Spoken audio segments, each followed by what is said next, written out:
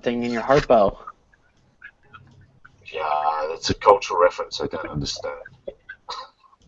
Marx Brothers, you don't have those people there. I don't know whether we're live or not yet.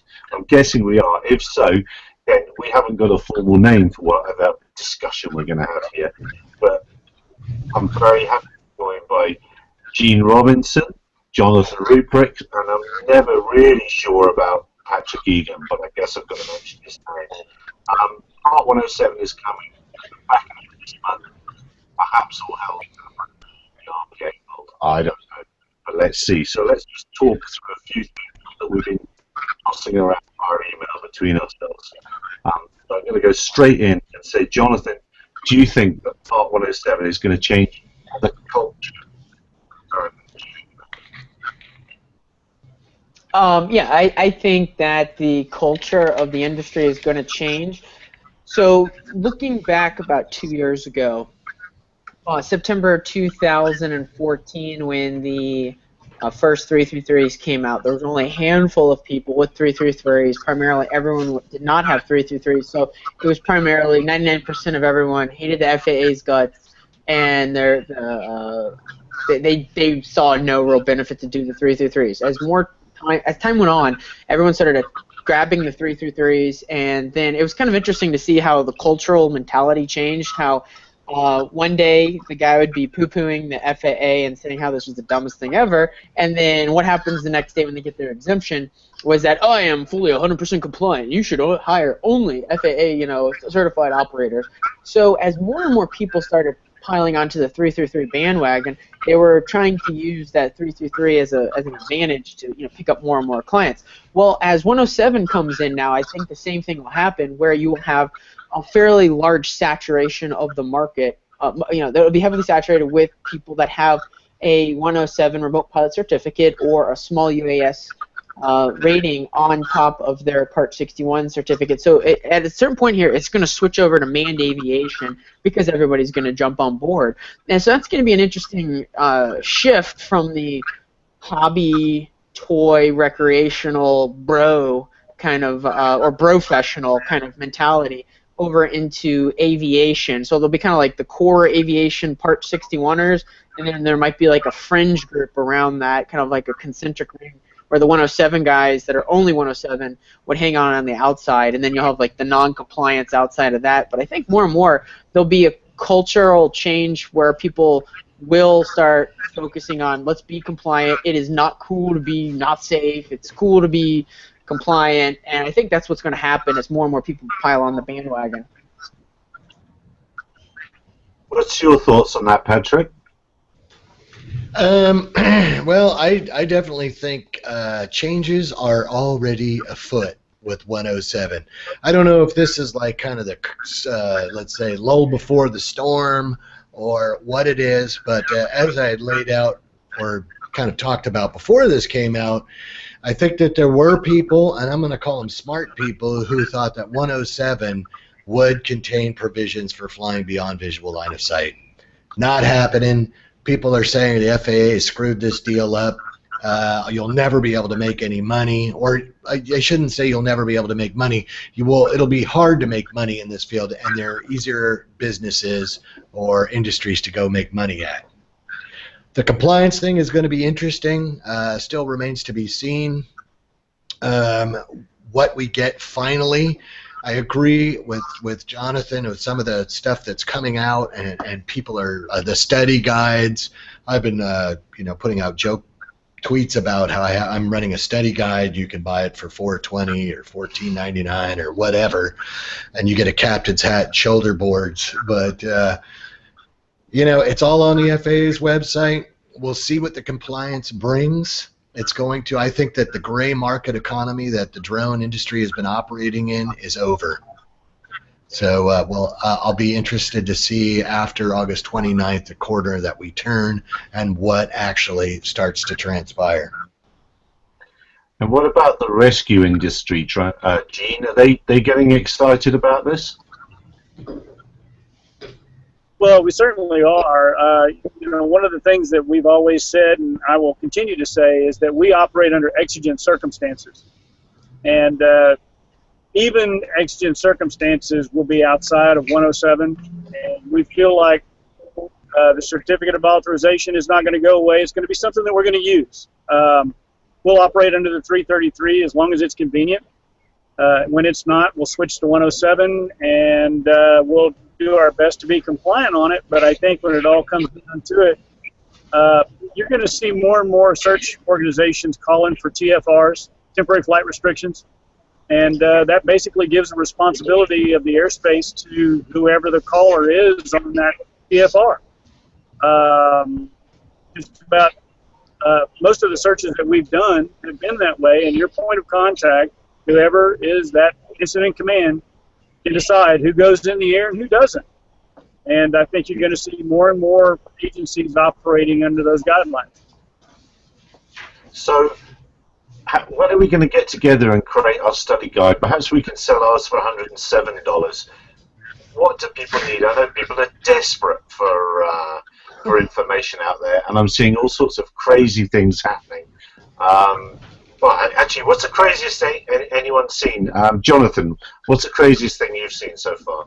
There's an app that was being advertised on the App Store for Apple, and it had for the image, kind of like showing the preview of the app. It had a question regarding the black line, the dashed black line indicates, and then it said like Class E airspace, and I was like, okay. One, it's not black, it's magenta, so like that's big fail one. And then two, it's not just Class E airspace, it's Class E airspace at the surface, which is a very important part because airspace maps, it's a 2D map representing something that is three-dimensional. So I was really kind of shocked at like the double fail that actually happened there because everyone ran in and is just trying to create stuff, and they're running around on the FAA's website. They're not fully understanding what's going on, and I think it would be really, really good to maybe do some like a follow-up podcast or something on the study guides that are out there. If we can get our hands on them and review them, that would be pretty, I think, entertaining. Well, I've heard basically everything you need to know is under the UAS tab on the FAA's website. That's what I've been told by people in the know. So the rest of this stuff, I mean, I guess you could do the study guides if you want to do them, whatever else, but I'd be looking to the FAA or the horse for the information. Save yourself some money.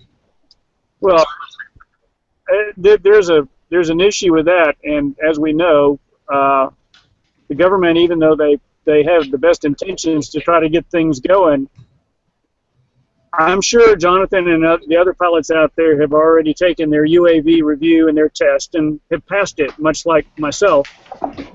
And of course, they reference that you have to fill out your Form DD or your 7711-13. And that form is to ostensibly get your endorsement on your private pilot's license. Unfortunately, that form doesn't exist.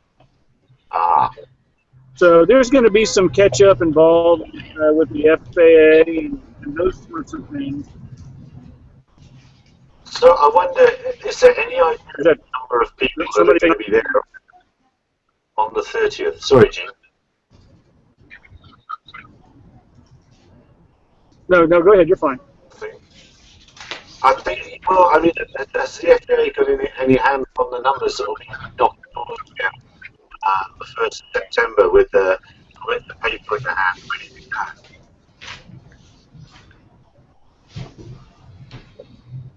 No, I haven't heard any projections myself. That might be something that we should call around to some of our FISDOs and see. Yeah, and I am amazed that there is no handling test of any sort. Or am I wrong? Is there a handling test and I've missed it? Oh no, there is no. No, there are no practical... proficiency. Yeah, That's pretty amazing in itself, isn't it? Or what do we all think about that? Am I just being a stick in the mud? Well, that goes without saying, Gary. No. Now, that was funny is actually me and Gene talked about this the other day on the SUS News podcast. And even when we had a testing program with the RPA, there was actually a component of it where you had to record a video of yourself doing maneuvers and whatever else when you sent that in for the RPA test. So I'm kind of seeing, I think what I'm having LSA flashbacks. I was riding back from San Francisco today thinking about when the light sport aircraft thing kind of kicked out, lots of pressure. It was kind of like the FAA kind of threw their hands up. This was unprecedented. Nobody's done this before. It was kind of loose and fast, and they've been kind of tightening it up ever since. That's what I think we're going to get here with 107. There's also a whole interesting portion of the industry that's going to pop up here because 107, the floor is so low. There is going to be a need for each of the industries. They're going to create some type of certification standard to show competency in their respective field. So ASPRS has already started developing 2 certifications, and multiple other agencies or organizations are going to be doing that. And they're going to be setting the floor on behalf of their membership.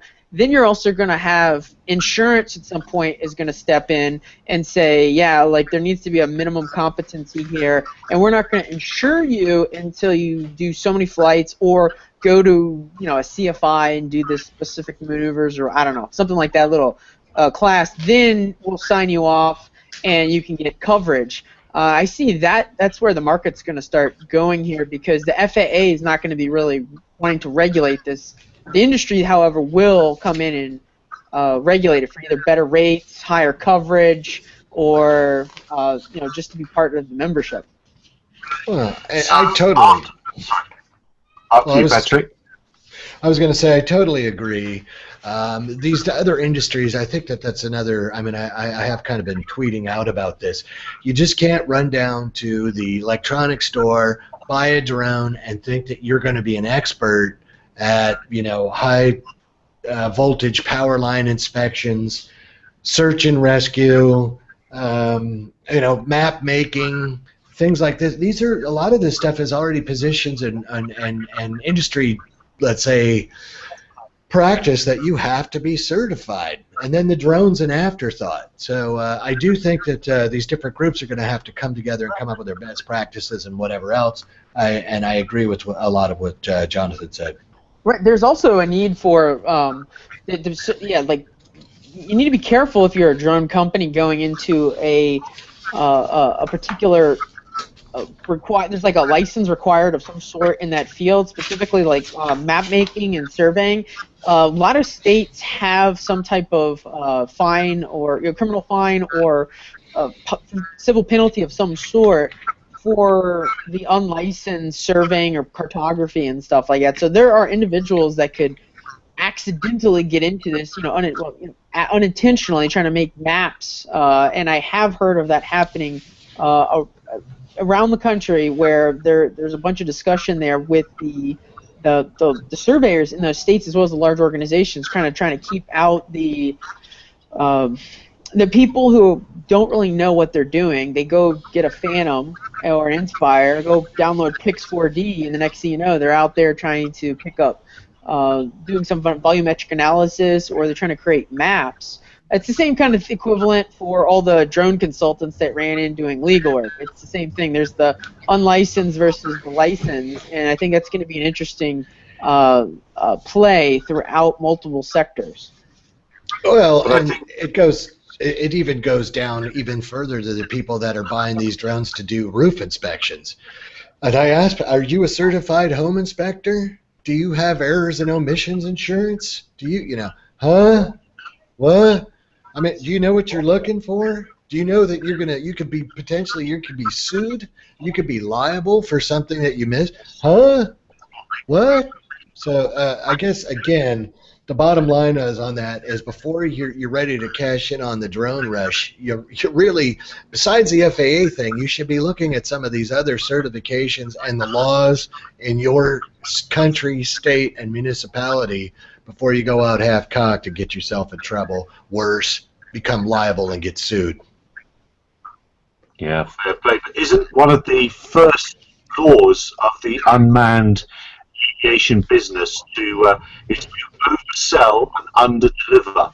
Isn't that what we were supposed to do? I thought that was one of our first laws. Was that overstate and underdeliver, or? Yeah. Yeah. Yes, there's lots of that.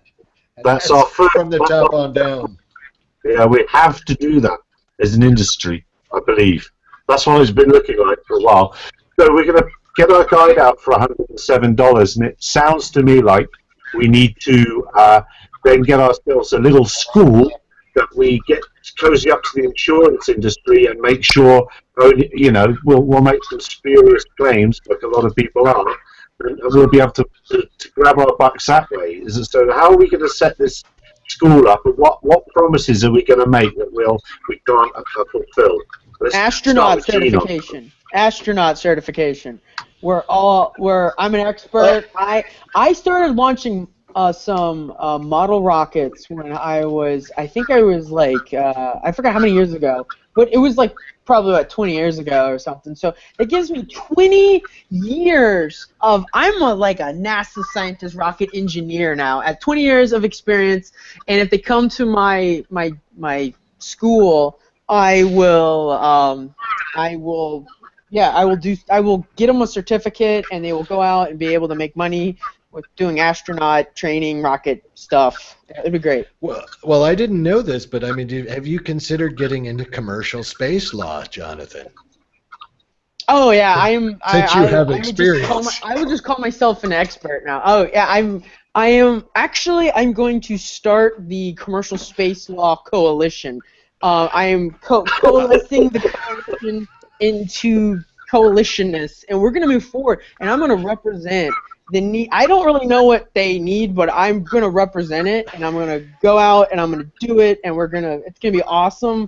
And it's a lot of money to join, though, but we'll get you somewhere, and we'll go somewhere, and it's because space law is good. Okay, that's nice, but I mean, you probably don't know that you're on this, call with another commercial space expert, because I also started flying rockets with the Boy Scouts 40 years ago. Oh my goodness, this is amazing. So I think I want to be the grand space poobah.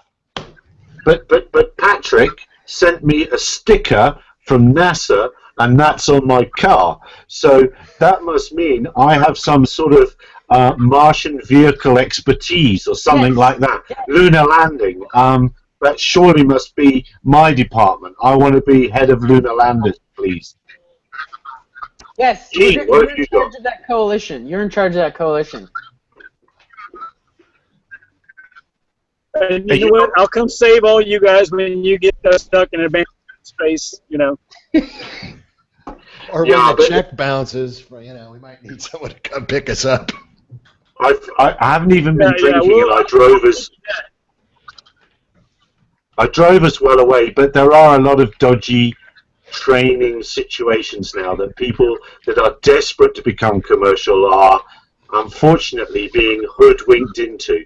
So for me, personally, the best training you could get, and this will be a bit controversial, but if you're new to the scene and you want to get on, go and find some old boys in an AMA field and just listen to them, sit and talk nonsense with them. If there's no one else flying an RPA near you, do that. Don't get money. I don't know, Gene, what's your thoughts? Well, I've seen several training classes, as a matter of fact, search and rescue training classes that will give you a gold certificate. So I guess that's better than a silver certificate or just a plain old paper certificate. But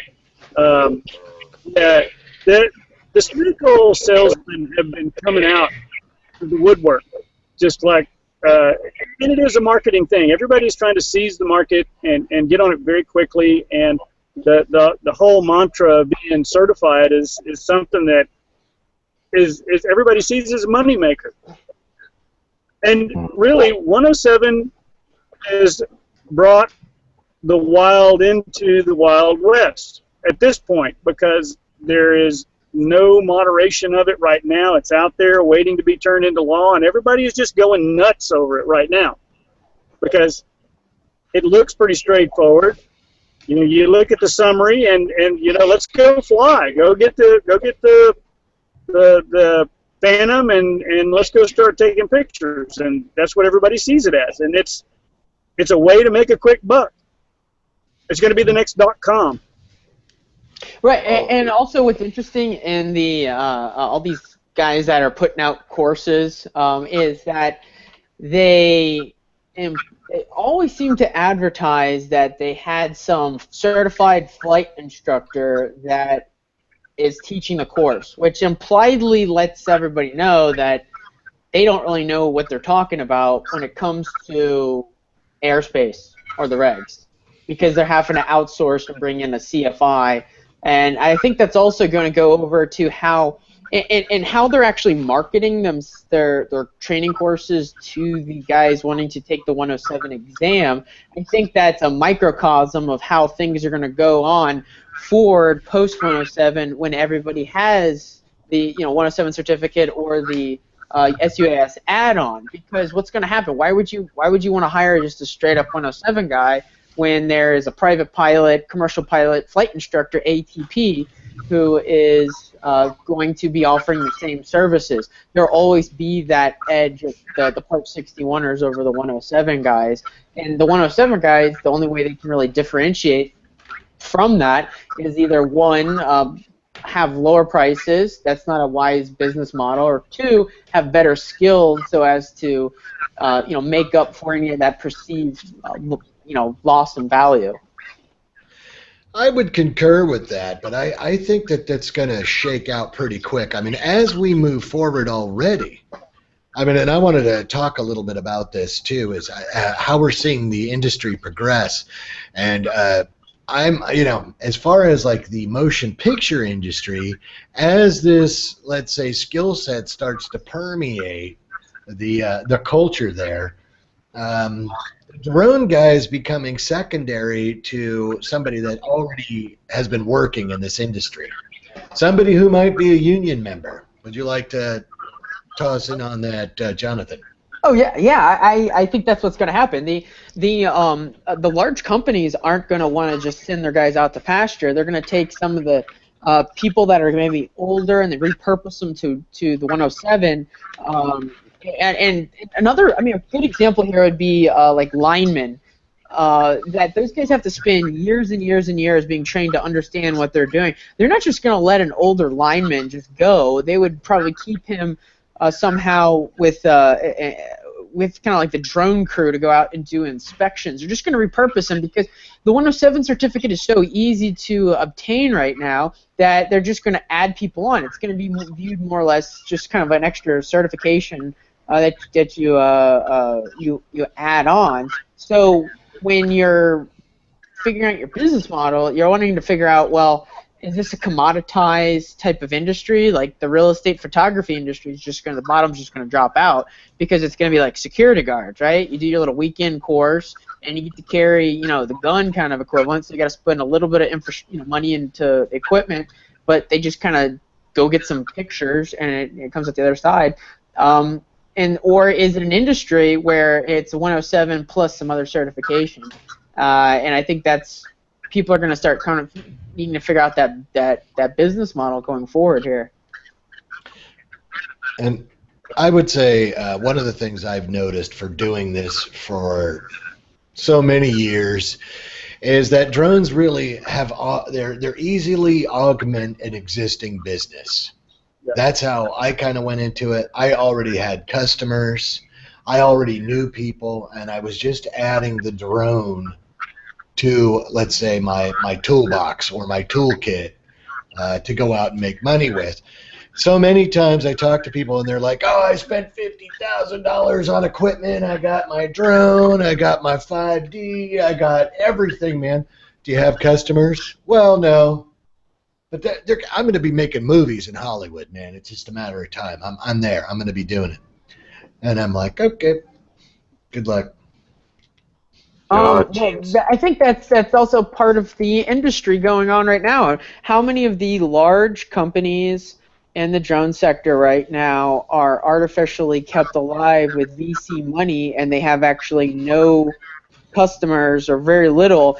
And if they were actually start gathering those customers and generating profits, it would take a decade or more to actually the VC guys would actually to get a return on their investment. And the only real hope now is for some of these plays is that there's a buyout from a larger company, that they'll come up with some great idea and there's a buyout. But I think that's what's going on with the larger companies as well. They ran in, they have a business model, no customers, very little revenue. Everyone's holding their breath, hoping something happens. 107 just happened now, so there is no more hope funneling and fueling the inflation of the market. We now know the rules, and the FESA also passed 3 weeks ago, so now we know the rules for the next year. It's pretty much locked in. So yeah, where's the money coming from, guys? Where's the money coming from? But you're hitting the nail on the head here. This drone thing has been a gray market or kind of like a gray market blue sky thing, where people have come out, farm drones, construction drones, mining drones, and it's going to be big. It's the new Internet of Things, drone data. Oh, God, it's going to be great. And you had these people run in with open checkbooks, just fly in here and plunk down, $100 million, like the case of 3DR. I don't know what the hell happened over there. I mean, they got to have some wild party stories. Crashed up cars, liquor bottles, I don't want to go into the other stuff, but anyway, you know where I'm going with this. Now, you're starting to see other companies, it's like a Greg Ullman deal or something. You're starting to see other companies out there lose top people. There's one that I was tweeting out about today, Airware is losing some of its folks. I mean, they've got, VC royalty giving them money. I just can't see in a visual line of sight envelope where these VC folks are going to get their hundreds of millions of dollars back. It is going to take forever in the visual line of sight envelope. And there's been a couple of guys who've been talking about that. We don't know. There's only a couple on this call, but anyway, that's where I'm at. Boy, this is going to haircut central. Right, and then when look back at what happened in the financial market in 2007. When one tanks, it'll take out quite a few more, and it'll scare people. So VC capital right now is starting to get a little bit more spooky with giving out money, and it takes only so long before one of these big guys to go belly up, and if it goes belly up, that's going to cause some serious questions to be raised regarding the other big guys. As kind of let's stop with the blue skies thing. Let's look at the numbers. How many customers do you have? We're starting to hit, especially from the manufacturers. There's a lot. The market's very saturated right now. Like, great, everyone's got a Phantom 1, 2, 3, or 4. What about Phantom 5? How is Unique going to come into that, or 3DR? Everyone's got that. So the commercial sector is now really the only sector that's kind of like fresh, by the consumer, prosumer is very heavily picked over. So as you go more into the higher end commercial stuff, well, you need to be basing your aircraft upon the needs of the particular industry that would be maybe only non-pure 107 type of operations, such as doing mapping beyond visual line of sight, doing some type of precision ag beyond visual line of sight, utility work beyond visual line of sight, maybe package delivery and stuff like that, and then build around those particular needs in those type of operations, because an Inspire and a Phantom 3, 4 can do mostly all the other jobs under a 107. So, well, they've given the farmers an out, haven't they? You can jump in your car with someone else's driving, and you can follow the platform. So they've sort of got extended visual line of sight, and you could get an awful lot done with a plodding platform now. I think the multi-rotor thing is interesting, and I think we're coming to the top end of peak hype now for all that. I think people are getting used to it all, and it's not as you say. A lot of people have got their multi-rotor, and they're quite happy. It's like smartphones. We reach the point where mine's 2 years old, and it's good enough. It does what I need it to do. Phantom 4, maybe I'll just wait for the Phantom 4. Enough of a gap. So I think we're reaching peak drone. So people are wondering where the money is, and I don't think it's in a lot of places that I'm seeing America get excited about. If you watch the rest of them, they're not doing a lot of the things that people are getting excited about there. And I don't understand why the industry there isn't looking at successful companies in the rest of the world. Well, there's two reasons for that. It's one reason we don't use the metric system, Gary, because we're special. Okay. Okay. Fair enough. Yeah. And two, we don't know how to use it. So I could run down the list, but I think what's happening here is that, again, it goes back to the blue sky thing. Like even this morning, the FAA administrator was talking about there were two, agricultural aerial applications aircraft that crashed here in California not long ago, and there was a loss of life. Oh, now our good administrator has come around, and he's seeing the light, and gosh, we could have saved a couple of lives if we would have used drones. But, these aerial applications for the United States, it is something where we're talking about these aircraft carry 350 gallons of applicant. That right on its own is going to weigh more than 55 pounds, okay? So I don't think that anyone over here is really taking a realistic view of the farming model. I went and I talked to a rice farmer. I said, hey, man, have you heard of the Yamaha RMAX? Nope, haven't heard of it. I go, well, it's a helicopter, and it carries about 8 gallons of applicant. You grow rice. How many gallons an acre are you averaging that you need to spray pesticides on? About 10 gallons an acre.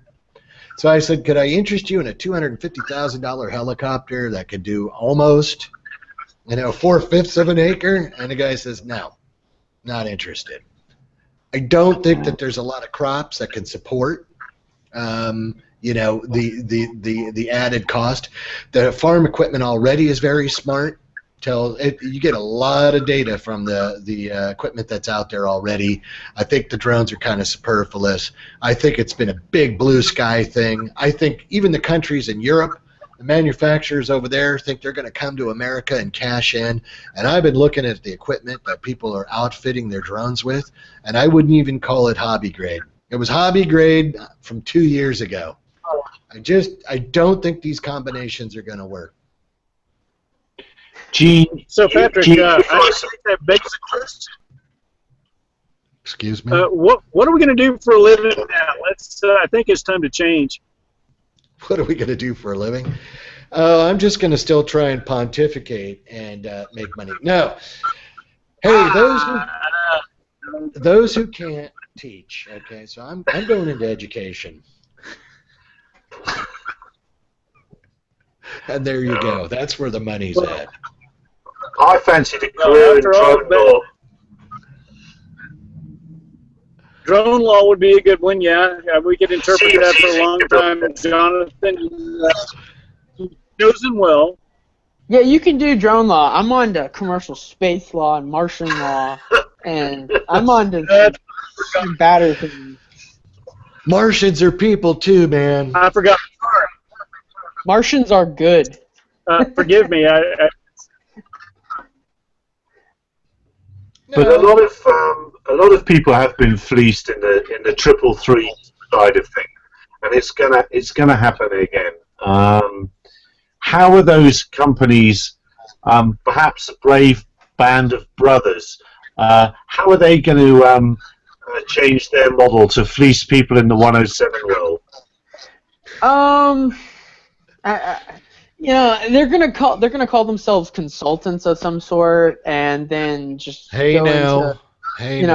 they're going to call themselves consultants and just move around and stuff. And you know what's really going to change that that setup is that when there's some lawsuits that start coming after these people because they've promised and they're unlicensed, they don't have insurance. There's also going to be probably some criminal investigations and stuff going on against those people because there's fraudsters running around out there. I was really actually shocked. And the only reason I know this stuff is because people kind of bring stuff up to me, and they're like, "Hey, what about this guy or that guy?" And I'm like, "Wait, what's going on over there?" And I mean, just there's people getting sued right now that I know about, and then there's one in particular. There's this guy that harmed his clients, and he's getting sued right now. And it's the Wild West. A lot of fraudsters and posers came in, and they're just gonna lie. That's actually seems to be one common thread through these guys is that they're just straight out lying or they embellish the truth. So there's a little bit of truth mixed with some lies going on right now. So I would just encourage anybody that just test what anybody has to say. You know, if anybody's an attorney, for crying out loud, please look up them on their state's bar list, because I mean, there's a guy running around right out there now calling himself an attorney who's not an attorney. He's a disbarred attorney who's publicly listed on his state bar's website as disbarred for dishonest conduct against his client. Go out there and check this stuff out, because this guy will lie to you straight up and then take your money and you won't even know about it.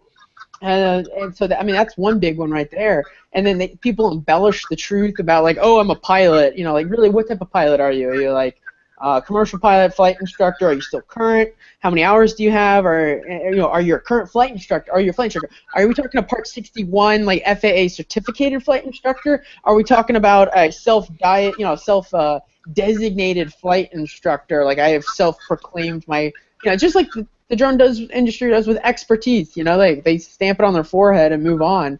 Like it's that commercial, applied directly to the forehead. Same thing. Everybody test what everybody's saying. Look up. You can find out people online to see if they actually are certificated or not, if they had a 333 at some point, if they are legit or not. And call around, ask, just investigate everybody. That's probably the best thing, because cockroaches don't like flashlights being on. And legit people don't mind flashlights being on. So seriously, turn flashlights on, ask for all the info. Like, people that are legit have no problem turning over info.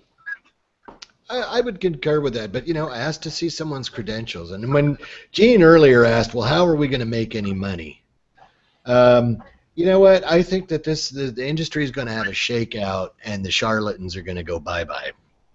And then people have to pick up the pieces, and they're going to have to go and talk to people that really know what they're talking about. Like I tweeted that out today about Gene. They had that meeting at the White House Office of Science and Technology Policy. Gene, you could have probably carried that whole thing on your own. If you look at the agenda, and what was talked about, you've done a lot of it yourself. I'm serious. You're an expert, dude. They get people into these meetings or people to write news stories. They don't know anything about drones. But who's going to be the person that holds the charlatans to account? Are the FAA interested to do it? Are the lawyers, bar associations, or however that works? I know we've certainly written to bar association and heard nothing concerning somebody. So who's going to police it, I suppose? Who's going to police it and keep it on the straight and narrow for people coming in? The only group I've seen... Go ahead, Gene. Well, unfortunately, this is like, and I'm going to age myself here, but you look back at the PC industry back, when it started with DOS 1.0. Okay, there you go. I dated myself. When those computers came out, people popped up as experts, and let me tell you what, they made money hand over fist because nobody knew anything about it. But after a while, word of mouth got out, the Better Business Bureau got involved, and so on and so forth, and it started getting better. I know because I was in that industry for 20 years. I think the unmanned aircraft or the drone industry is going to be much the same way. When you start putting insurance requirements on an operator, as Jonathan has stated and Patrick has stated, you're going to start flushing people out, because the guys who can't operate an unmanned aircraft and crash all the time are not going to get coverage. The Better Business Bureau is going to start putting posts up there about the guy who said he could do maps and he can't find his way out of his front yard.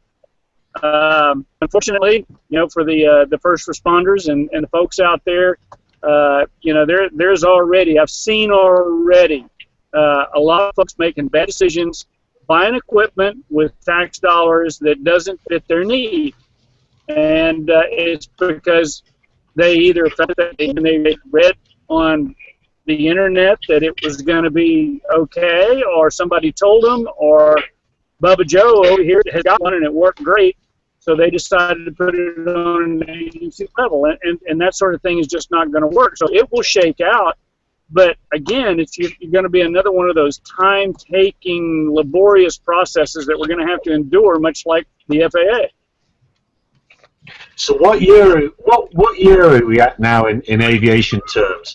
I've always said we've had the First World War. We're coming up to the Second World War. Is this the beginning of commercial jet aviation, as it were? Are we getting into the 50s now in grown-up aviation years? And is legislation beginning to catch up with? Well, I suppose it is. I'm answering myself. What sort of year do you reckon we're at in real aviation years? Anyone? That was a rant too far. I'm going to say that we're approaching the space. No. I think it was about. We're back to space, but the thing is that this is more commercial. Space is just now starting to be commercialized with a few private companies out there. And we're kind of in the same boat, but it's just that our space is a little bit more accessible than their space. I would say that this is actually very, very close back to the probably like 1910 to 1957, that time period. The technology went. What? It's just like someone's been watching History Channel a little too much. No, I've been studying out the. Okay, the reason why I'm thinking this out is because I'm reading up on the history of aviation and how it just evolved over time from a legal standpoint. Because at some point there is going to have to be a lawsuit here, going all the way to the Supreme Court, defining the ownership of the blade of grass, 1 inch off the ground, from 0 to 1, and then also going up to navigable airspace for purposes of states, towns, counties regulating that, as well as private property. So I've been studying that out and going back into the legal history, and a lot of the issues and everything we're dealing with right now, technologically wise as well as legal wise, it's very similar to 1910 on to prior to the Federal Aviation Act that happened in 1958. So I think we're kind of in this budding period now where the technology is getting better. As some of this technology gets better, some of the legal concerns will be avoided and others will be raised regarding privacy and also states' rights and local property, I guess, ownership. So there's going to be some evolving there going on. And the early inception of aviation, the big primary problem was the actual aircraft were the ones that were crashing. We didn't have mechanically reliable type of aircraft.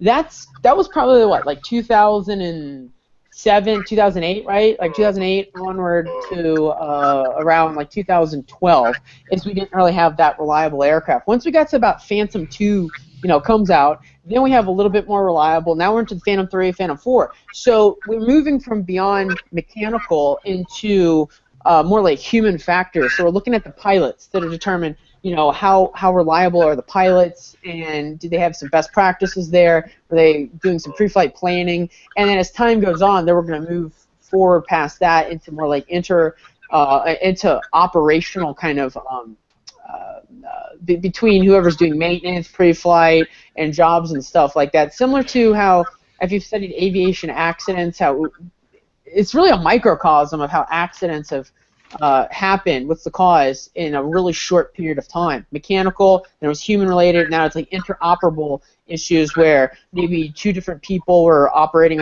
using the same a drone, and someone didn't properly mark something or whatever, and so Shift A turned it over to Shift B, and Shift A didn't tell Shift B something, and then there was an accident caused because of that lack of information or fixing something. And so we haven't hit that level yet, and that's going to be starting soon because everyone's switching over to 107, and they're going to start getting 107 waivers. So we're kind of mechanically wise, we're in the probably, in aircraft technology wise, we're probably in the 40s to 60s or 70s. Legally wise, we're in the 1920s to 40s. Well, and I think some comments on that. Those are some good insights. One, besides doing the reading or the book club that me and Jonathan are going to start, because we read very similar stuff. Book club now. Oh yeah, what was it? You were Jonathan was reading how to get people to say yes or something, and I was reading Che Guevara's book on guerrilla warfare. Yeah. That book, Getting to Yes, is actually very helpful. There it is, Getting to Yes. Getting to Yes. I would highly encourage everyone to read that book. Okay, well, beyond the book club, I agree that the technology is getting better. Where we're at now, and I don't know if I was writing about this, but some of the numbers coming back, and in the micro arc, you had people talking about mean time between failure numbers of 100 hours. FOIA information has come back, and it's actually about 74 hours. And I think that one of the reasons that I'm mentioning this is because I think that people need to possibly enter that into their business plan and think about their ROI or what their hourly costs are going to be. Yes, the technology is getting better. I think it's going to get refined and be better. But I also think that the human factors is going to be an issue. And I agree also about the interoperability. Now, Gene we talked about this too, and Gene's got some experience from the field. And what are you seeing, Gene? Well, I think it's very interesting to hear Jonathan's viewpoint, historical timeline, and the lens of a lawyer is, nothing but lawsuits. Whereas we're out in the field, and we have aircraft that have been flying for 3 years and have never had a failure. That's anecdotal evidence, of course, Counselor, I understand that. But, we always strive to do is have a good maintenance program, and that's all a part of the culture, the aviation culture. Being a pilot, you take care of equipment and it takes care of you. Granted, there are some electronic issues in there that have, arisen from time to time. But if you have sufficient fail-safes in place, you shouldn't have those catastrophic failures. You hit another interesting point, and this is another thing that I think factors into that timeline, as I don't believe that a lot of people that are in the drone thing, and I know it's kind of beating a dead horse, even believe that this is aviation still. And if you look, and I don't want to throw anyone under the bus, but if you look at the statement that was put out by the Small UAV Coalition, they brought up some parts about compliance and whatever else, and I'm reading through there, and I'm like, what part of aviation aren't you getting? Anybody else want to comment on that?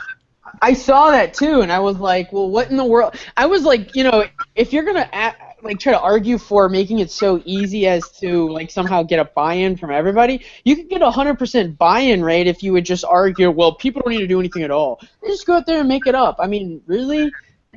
Well, that also goes back to, I think, the non-aviation mentality of what's going on with the Small UAV Coalition. Who's in leadership? Does he have any aviation background? Just anybody want to answer that? Because I know the answer. Look at who's involved in, look. Did you start reading Che's book? Did you take that recommendation?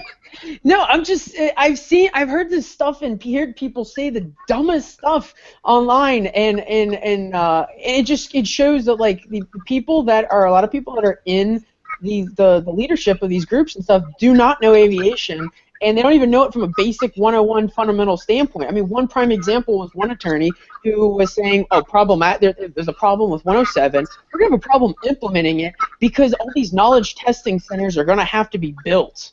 I was like, what are you talking about? Like, Gene, doesn't everybody who has to get a Part 61 certificate, they all went to the one of 696 pilots, like, the centers around the United States or outside the United States?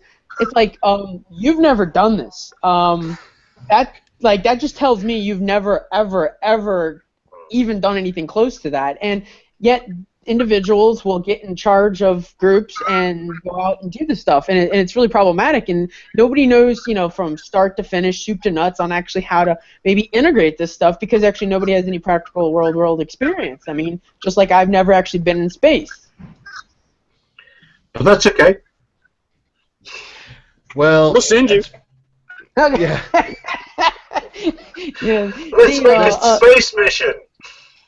You remember, was it? You remember Elon Musk was saying something about he wants to be like the first person to like die on Mars or something? I remember my father-in-law, when he heard that joke, was like, well, it's really easy to send a person to Mars and have them die there. You mean die of old age? But yeah, it's going back to the drone stuff. There's just a large amount of people that don't know what they're doing, and they are monkeying around and saying the dumbest junk that's just negligent. I mean, there's another drone attorney out there in regards to a TFR. He was saying that Disney should take down a TFR and be like everyone else. I'm like, that is the dumbest thing ever. Why? Disney had TFR around them, and they should keep both of the TFRs over Disney World and Disneyland so that they can do their 333 exemption drone flying, and the airspace is completely segregated. It's just like stupid nonsense being spoken around. I'm just getting a little passionate here, if you couldn't tell. I've heard this stuff over and over, and I'm like, people are getting hurt, and people are relying on and trusting in people who are not qualified. And I think everyone needs to just be honest with themselves. And the loving thing to do is really, like, if you don't know what you're doing, just be honest with people and tell them, like, hey, I don't know what I'm doing about this. I'm new to this area. I'm trying to get up to speed and be better at the drone sector, but I'm pretty new. Just be honest. Stop posing. Yeah, but now you're talking about how are you going to charge $1,500 for the drone master class? Oh. Just kidding.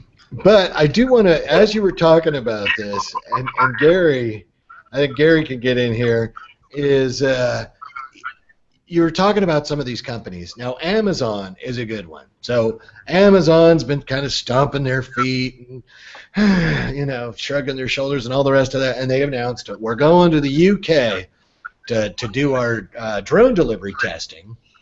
And I read the other day that they're not really being able to fly beyond visual line of sight. It is extended visual line of sight. And you were just at Farnborough, and you were talking to the people over there, Gary. What was the mood on that one from the CAA? Oh, well, I think the lady came and spoke to us, and not really engaged with us. She told us what was going to happen and how it was going to be. And all the aviation people that were there, I'm sorry, we sound like we're harping on like pilots hate RPA, don't we? But everyone was bewildered, absolutely bewildered, that they thought that their view of the world was what was going to prevail, this protected little bit of airspace. It's just for them, basically. But no one in the world's going to do that and allow that to happen. And what was interesting was they actually told me that the PR lady told me that the NOTAM that everybody got excited about was for the testing of the Amazon Prime delivery drone wasn't actually them. They didn't know who. Whether that's true or not, I don't know. And she also told me that they've only flown indoors. They've only done indoor testing so far. So I think they're a little way away. But it was, to me, a very Silicon Valley way of looking at things, and it just. Well, I don't know. I was very, very, very disappointed. What should have been an amazing talk by Amazon Prime there. Very disappointed. Well, I think it's what it shows is kind of like Jonathan's talking about. You get people in these positions, and they really don't know about RPAS or UAS or whatever you want to call them, or drones, whatever.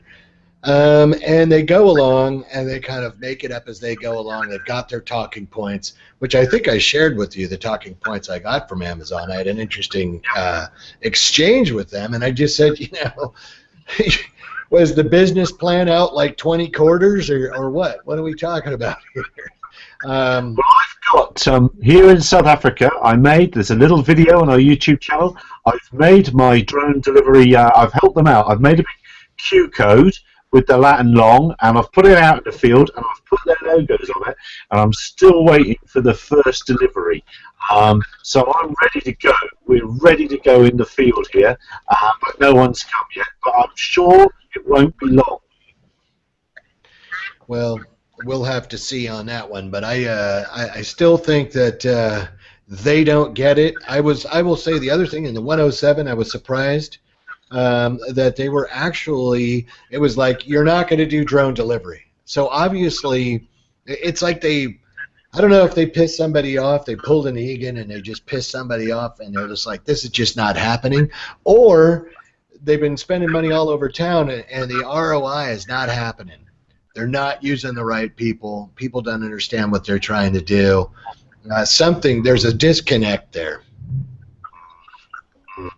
Well, I would also encourage you that to look into what happened with the FESA, because they lost out on straight up pure BVLOS under 107. They can go get a waiver to do BVLOS under like a 107 waiver, but the Section 333 exemption setup was just changed 3 weeks ago to now allow for beyond visual line of sight flying.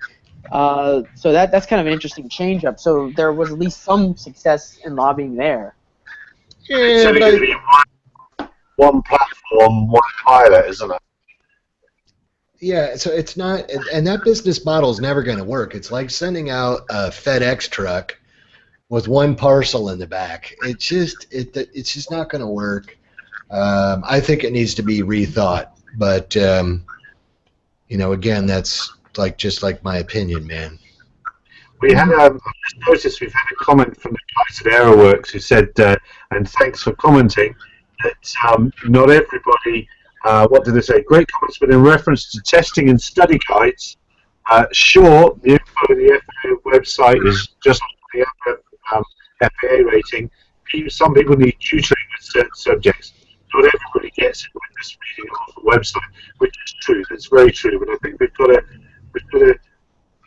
filter down to the more honest schools. I think, to my mind, I'm trying to remember the name. Sarah Nielsen, I think, has put loads of information for free out there on the web, inaccessible to others. So search that out. She's done a fantastic job with that. That's all out there. I don't know, Jonathan, you got anything on that? I mean, there's one to the tutoring. I think that's incredibly valuable, and I think that just studying for 107 purely won't be really wise to do. I think that having at least a per 61er kind of telling a 107 guy what's going on in the airspace can be very, very valuable and helping them to be much more proficient in their operations and much more safe. So I think tutoring is great, and I love that idea. Now, regarding free material, the FAA has Pilot Handbook of Aeronautical Knowledge. There's all sorts of YouTube videos out there by people, and I'm pretty sure there's going to be a bunch of websites and blogs and stuff that are come out with some material here shortly on the subject. So I think everybody's just developing stuff as quick as possible to try to pump it out, which it will be kind of interesting to look at. Well, and the other thing is do you want to be learning the wrong stuff? Well, there's another free source out there that I think a lot of people overlook too, is AOPA. The Aircraft Owners and Pilots Association have tons of free seminars that you can go to. If you don't take advantage of that, you don't have to be a pilot to go. You don't even have to be a member to go. But if you want to get the straight scoop from somebody who is at least in Part 61 very heavily, that's the place to do it, and they'll give you free instruction. Right, and another important part about AOPA is they also have a panel attorney plan, so you can sign up for that, which comes in handy in case you get investigated by the FAA. So that's very, very important there. Oh, I think they're in trouble if that umbrella's the drone pilot crowd. They're going to be busy folks. Well, remember, there are a lot of Part 61ers that are going to be operating in the drone sector. So if you have a certificate, you should try to do your best to protect it. I concur. Yep. And their membership will shoot up, surely, so that's going to help fund some of it. Not everyone's going to need the services.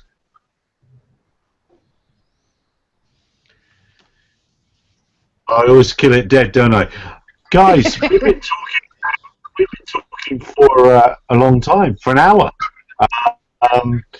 We should probably stop rambling. Really. What? I suppose let's just finish on one thing. Let's suppose we're brand new to this. We want to start our 106 on the 1st of September. What's the one thing we could do tomorrow that's going to improve our chances?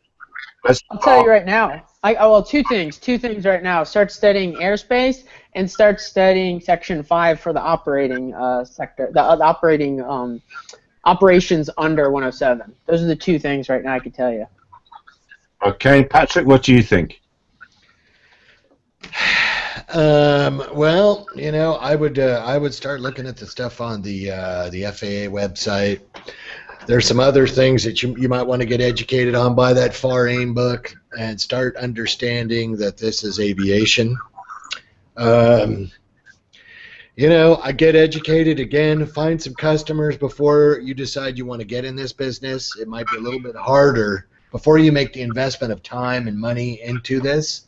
You may want to look for customers. Make sure that there's a pot of gold at the end of your rainbow. Gene, what do you reckon? One of the ways that you could give yourself a tremendous leg up, and there's plenty of information on the web, is get really good at reading just an air sectional. Go down to your local airport, pick one up. It's in your region. Find, your home airport or where it's close to your house, and start looking at the features around there and learn a sectional. The sectional is probably one of the most referenced pieces of equipment that you'll use if you're out there flying under 107. So you can do that on your own. Get a sectional and get good at reading it.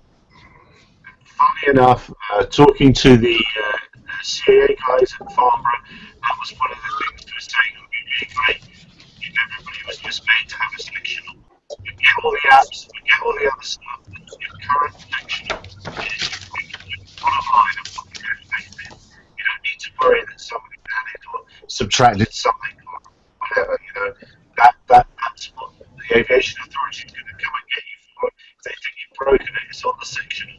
So that didn't cost a few dollars. Anyway, gentlemen, thank you very much. I think this was pretty incoherent in parts. I'm glad that we're starting a space program. I'm looking forward to that. And we'll do this again and discuss the progress of the rocket with you all in the evening from South Africa at 5 minutes past midnight here. And hopefully we'll do it again soon. Thanks very much. Thank you. Okay, guys.